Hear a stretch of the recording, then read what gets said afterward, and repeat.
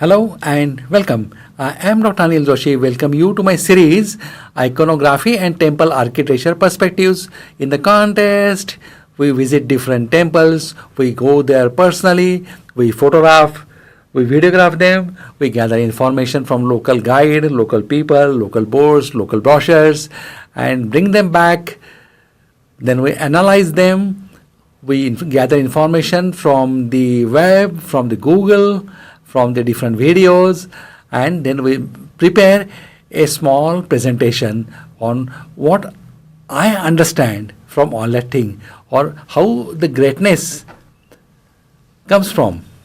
Now today's topic is a Bhojeshwar Mahadeva temple, Bhojpur. It is a unique site in Madhya Pradesh. It is near Bhopal and the place is Bhojpur. Now, of course, with the name you can make out that Raja Bhoj has established all that thing. Now, we are going to visit this temple. Temple is unique in many ways, and we are going to explore as the video advances what are the uniqueness of this temple and why this temple is ranked as one of the best temple, one of the hugest temple. We are going to know it when we will see it and we will appreciate its hugeness once we go there. Now let's go near it. Now where it is at Bhojpur. Where is Bhojpur? Near Bhopal, Madhya Pradesh. We are going to go there to visit Mahadeva temple. Now this belongs to which dynasty? Parmana dynasty. Parmana dynasty, king is Raja Bhoj, who has established this temple, and this is his gross map. Of course, the territory, the kingdom changes from place to place, from time to time. And what we have given you is just at certain time it was maximum up to that. With that brief, let's get going to the temple directly. The Bhojeshwar Mahadeva temple is located in Bhopal, Madhya Pradesh, and 1,000-year-old. So it is 1,000 years back. It is still standing. Though there are some reconstructive work, though there is some repair work, but the original glory of it can be appreciated. This is dedicated to Lord Shiva, and it is on the banks of Betwa river. When we went, or when we are going to visit it, you are going to see it was a rainy season and the river was at its peak. Beautiful, really gorgeous, and you'll really appreciate the beauty of it. It is more in the rainy season because of the lush green background, freely flowing water everywhere. So it is really a nice treat. Now, it was architectural grandeur, then colossal lingam and historical significance. So, good architect, a gigantic lingam and historical significance are met here. Now built during the 11th century under the patronage of Raja Bhoj in Bhojpur, the temple represents the zenith of the temple architecture during the Parmana period in India. Now when we see the temple architecture, there is a video devoted to it, there is a video made for it. In that we are given this, in which era how the temple architecture had developed. So this belongs to Parmana period. Now it is a living temple where devotees gather together every year and they worship God. Now I have gone on absolutely an odd day, but still you can see the crowd. You can see how many devotees were coming, and you can imagine on auspicious days what should be the crowd over there. They come, they offer their prayers, you can go inside, you can offer your rituals there, and you can take the darshanam. The Parmana dynasty ruled the Malwa region and ancient western and the central part of the India during 19th to 14th century. The Raja Bhoj was celebrated rulers of the Parmana dynasty, known for his architectural love, and also he had given patronage, he has given funds, he has given many scholars scope so that they can study there, they can do some researches, and they can add into the literature. Ujjain is around it and everybody knows what is the contribution of Ujjaini. Now what is Samarangana Sutradhara? Samarangan Sutra Dhara are the three words which makes this entire word.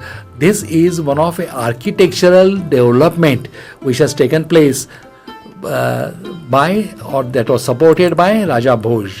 Now the Bhumija temple seems to have been emerged in 9th century and flourished till 13th. Now we are going to see it, why it is called as Bhumij, but the temple is not entire. So many of people will have some difference of opinion over here. So, but the Bhumij architecture was developed from 19th to 13th century. It is an evolved architectural style from Nagara. Nagara is a North Indian. So it was a regional, but there is some development in it. There are some changes in it, and that was done by the Parmana dynasty. The main body of temple and its shikharas have component influenced by Dravidian style. Once you look at it, you will find it is square. Why it is Dravidian? Because it is square. You look at the shikhara, that also you will find a Dravidian style. So what it is a combination of Nagara and Dravidian style together. So this is a unique style of Parmana. So we call this as a Parmana style. The shikhara has a small sub-shrines or Kutastambhas. Kutastambhas are small shrines, which are a miniature replication of the shikhara along with corner bands called as lata. So they will be situated around the corner, but that is something you can see when we'll be seeing photographs of it. The prominent Bhumij temple have 5 projections in the plain and 5 tiers of Kuta. That is, Kuta Stambha has got 5 tiers. That is slabs or stages, you can call that as in simple words. The temple's architecture follows the Bhumija style, characterized by towering shikharas that we were seeing it when we'll be seeing photographs of it, and it ornated with carvings. Carvings are most important. They are damaged, they are defaced. In spite of that, you can make out how beautifully they are. Temple is square plan. The dimensions are 20 by 20 meters. So that makes around 62-61 feet by 62-61 feet, and it is on a raised platform, that is the plinth, or you can the raised plinth is there. Then again you will have to get down. Once you go up, climb the steps, and you will have to go down once you want to go to the lingam.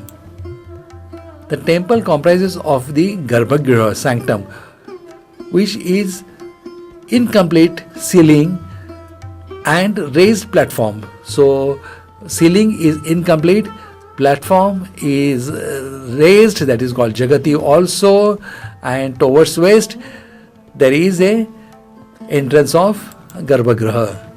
The entrance to the Garbhagriha is through a huge doorway.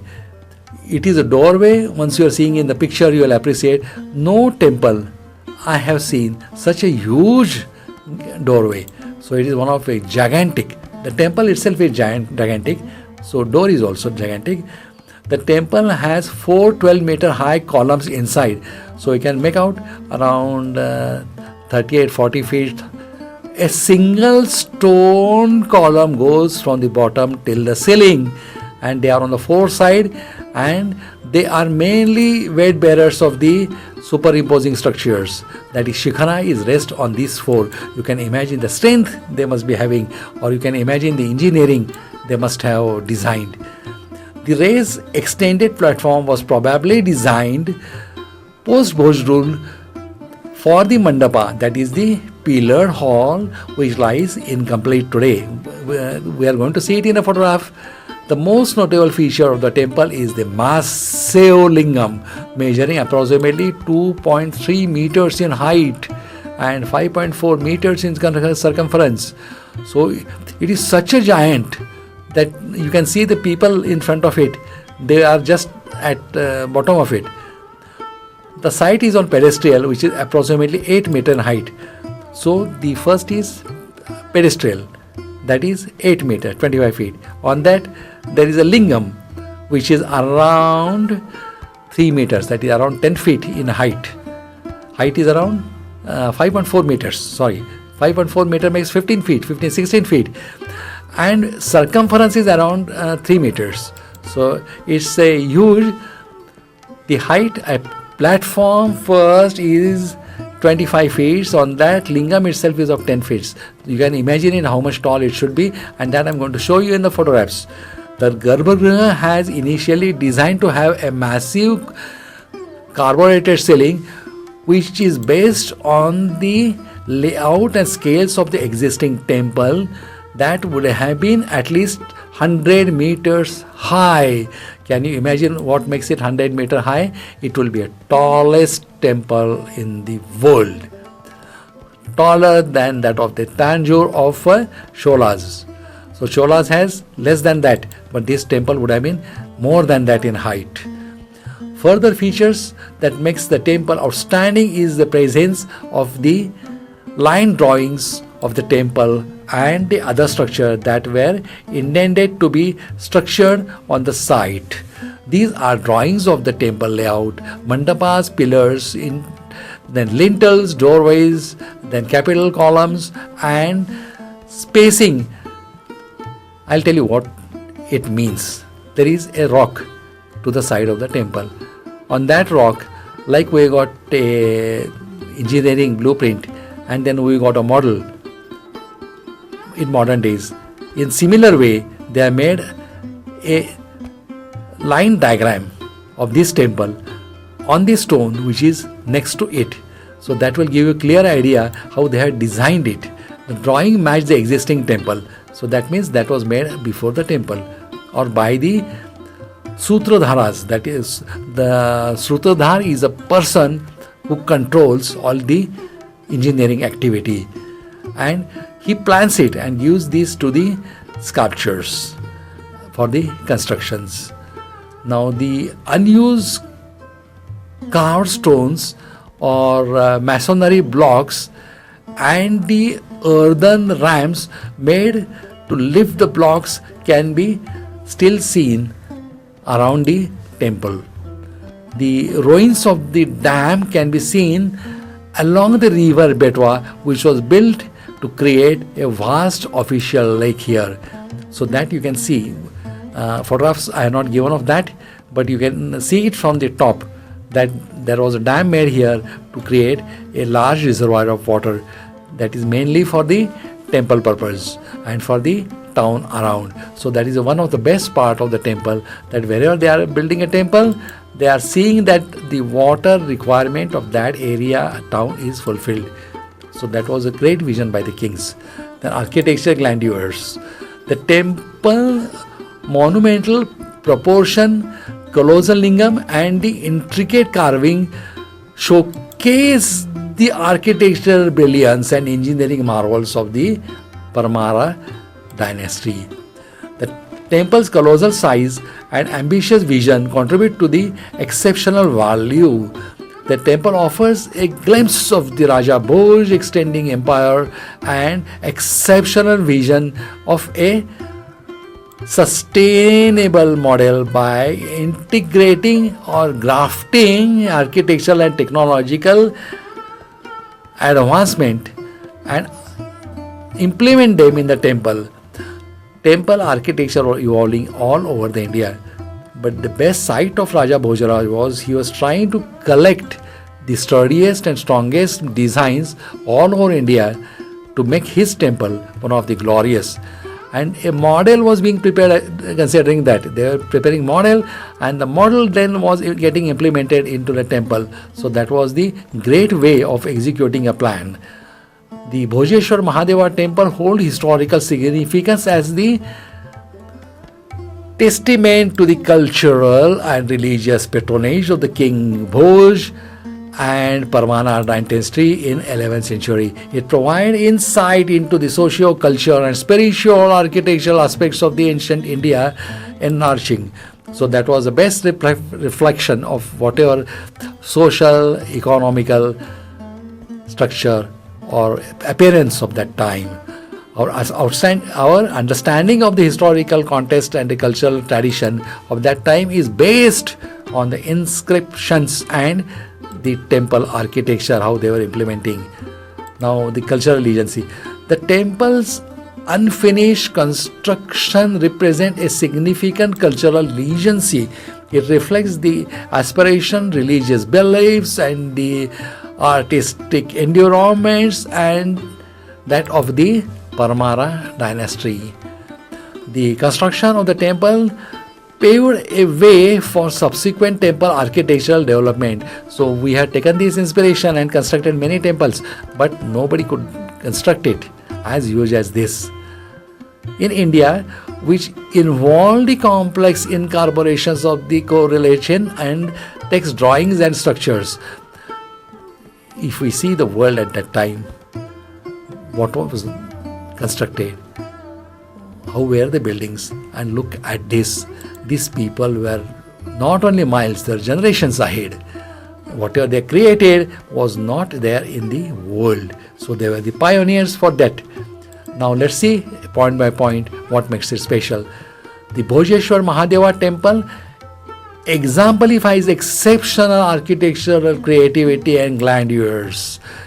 Its massive size, colossal lingam, and intricately carved elements, they showcase artistic and engineering powers of the Parmara dynasty, representing a unique example of the temple architecture, not only to them, not only for their engineering team, but for the entire India.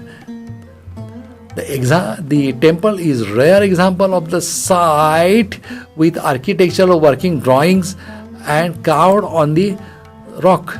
I have shown you, I told you, on the rock they have carved each and every detail of this temple.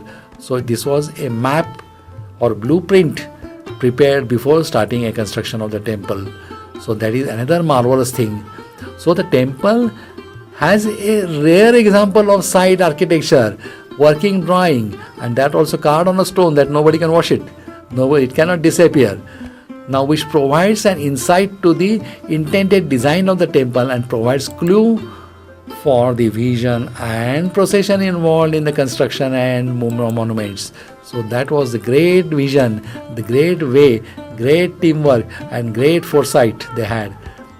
The temple follows the rules of the temple architecture based on the book, that is Samarangan Sutradhara. The word has come from Samarangan and then Sutradhara, written by Raja Bhoj on the Vastu Vidya and architectural theory. So they were original, they were researchers, and they have written it down in the form of inscriptions, and that is known by their name. Even the Bhojashala name has come from them. The temple serves as a remarkable testimonial to the cultural and religious practice during the regime of King Bhoj and Parmara dynasty. It reflects the architectural achievement and artistic patronage of the era, providing insight into the cultural tradition and historical context of the ancient India.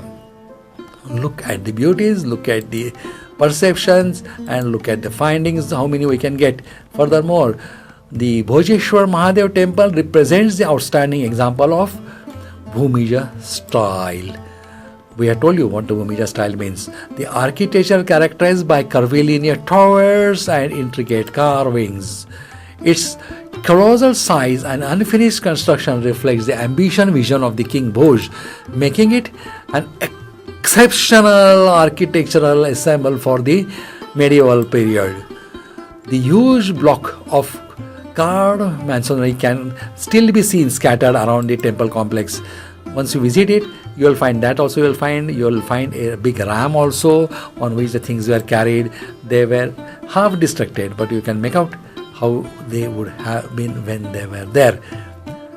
A sheer skill of the temple, scale temple speaks of architectural advancement of the 11th century. They are far ahead in the world. There is no doubt about it. If finished, this would have been the biggest temple in the world of that time. But as you know, when the time goes, when the newer generation comes, they try to make it a more glorious or more gigantic than the earlier one. The temple stands as a testimonial to the achievement of the Parmara dynasty. Yes, we know it. Then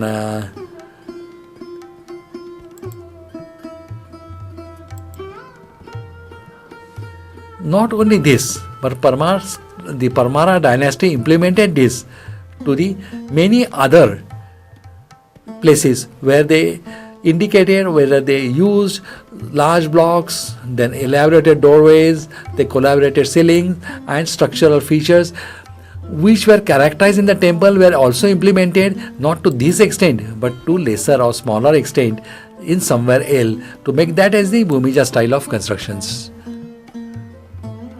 Today there are very few temples of this structure surviving, so it is one of a surviving legends of that time, which gives you how much great these people were. The traditional use of the temple for worship and ritual contribute to the authenticity. Every year thousands of devotees gather here. They celebrate Mahashivratri, which is a festival and auspicious for Shiva and Parvati.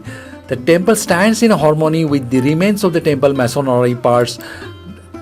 But looking at the lingam, we can know how much large it was and how much gracious it was, and how it is standing even today after thousands of years.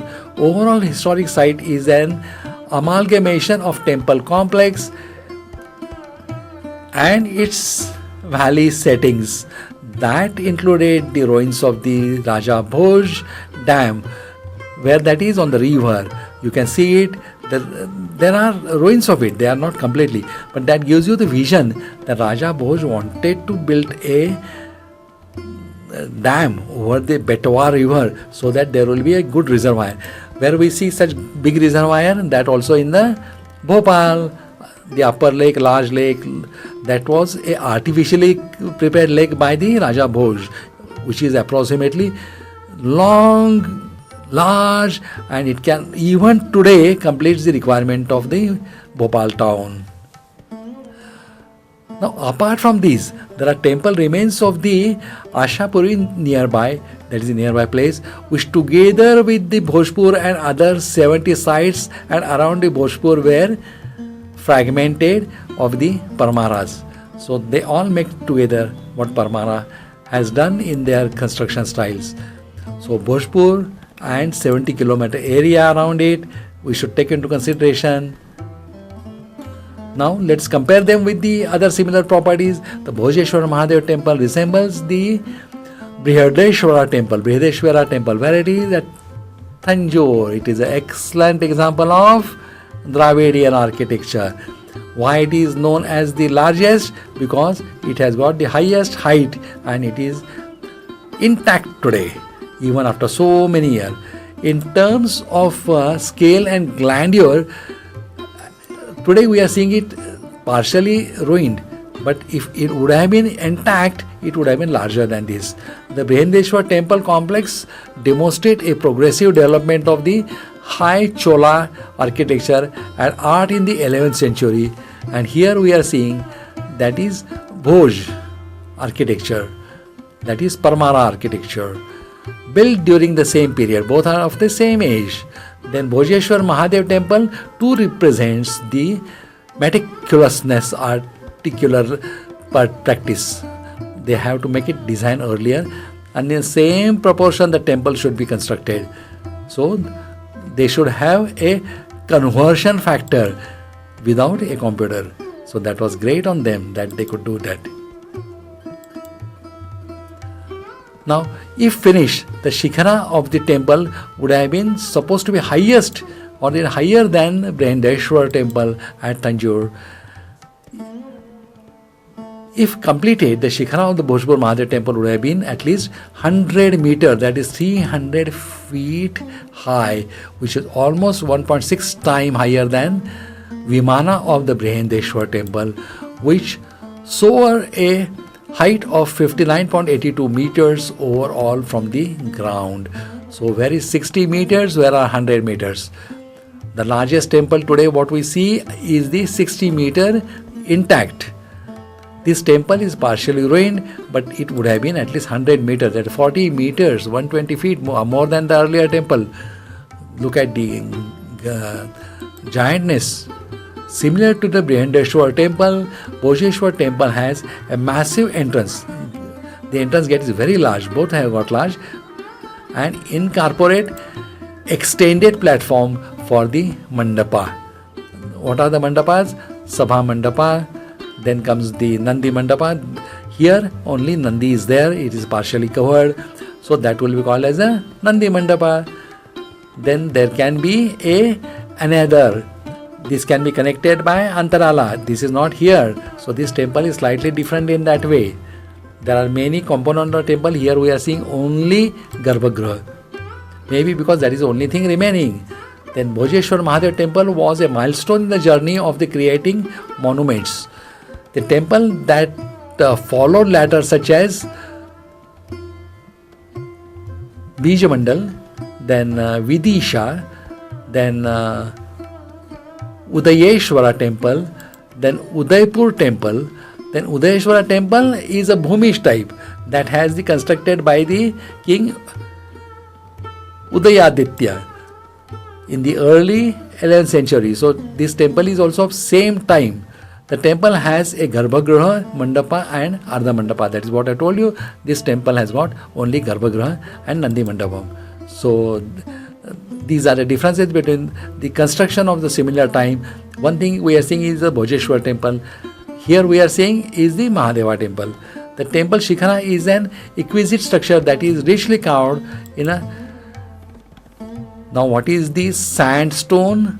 Sandstone is red color, it is hard and you can carve on that. The Shikhara is notably for its multiple levels of Kutastambhas. Kutastambhas is the stages of the Shikhara. The ceiling is richly ornamented by a sculpture all along the circumferential way, which is an element similar to the ceiling in Bhojeshwar Mahadev temple, but more elaborated. So one must see that temple also. Here we are giving it as a comparison. Or when we consider overall aspect of the creation by the Bhoj or temples around the Bhojeshwar, temples around the Mahadeva temple.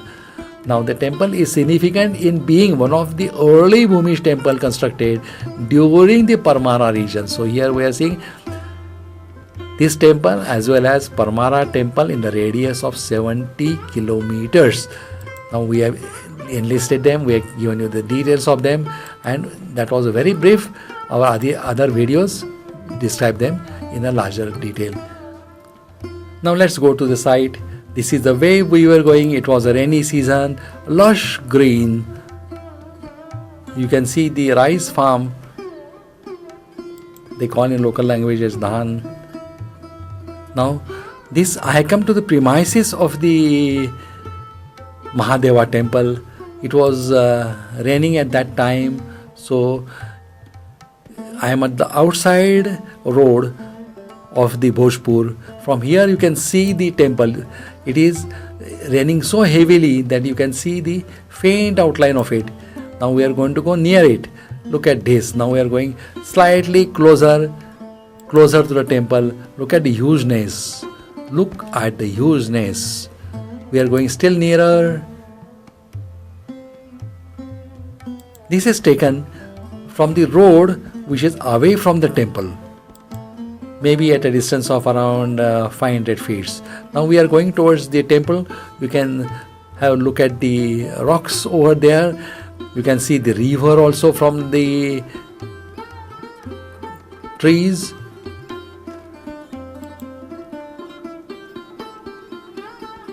Now you have come to a temple complex. It is slightly raised platform on which you have to come. Here you will see the map of the temple drawn on the hard stone, which has given the idea as to how to create a temple. But since the reconstruction work is going on, lot of areas are you are not allowed to go in that area because the construction is going on. Now this is what I told you is the slightly raised platform. You can call this as Jagati. Now there are beautiful carvings, though they are defaced. Still you can appreciate the beauty of them. They are on red stone. Red stone, same as what you are seeing everywhere. Look at this. Such a beautiful.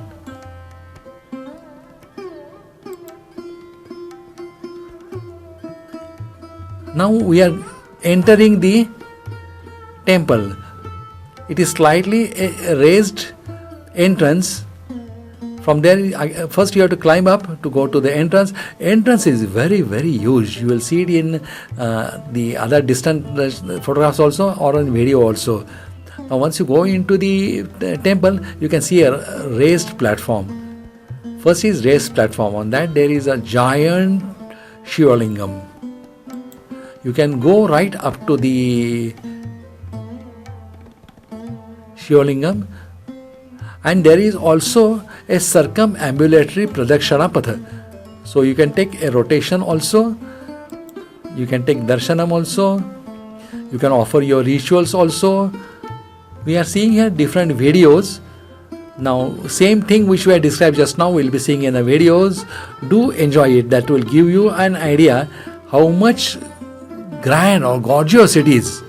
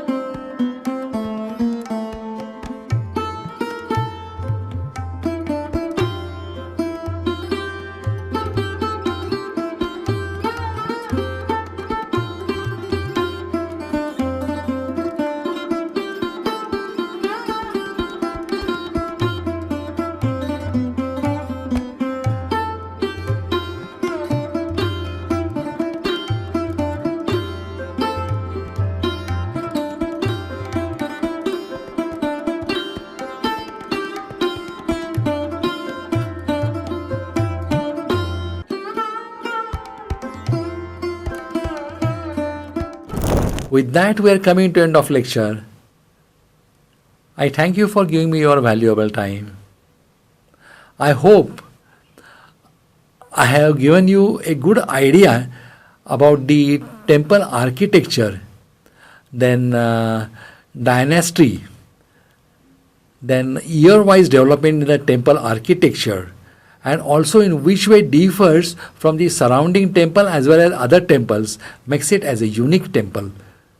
With that, we are ending the lecture. Thanks for giving me your valuable time. Goodbye, good luck, and take care.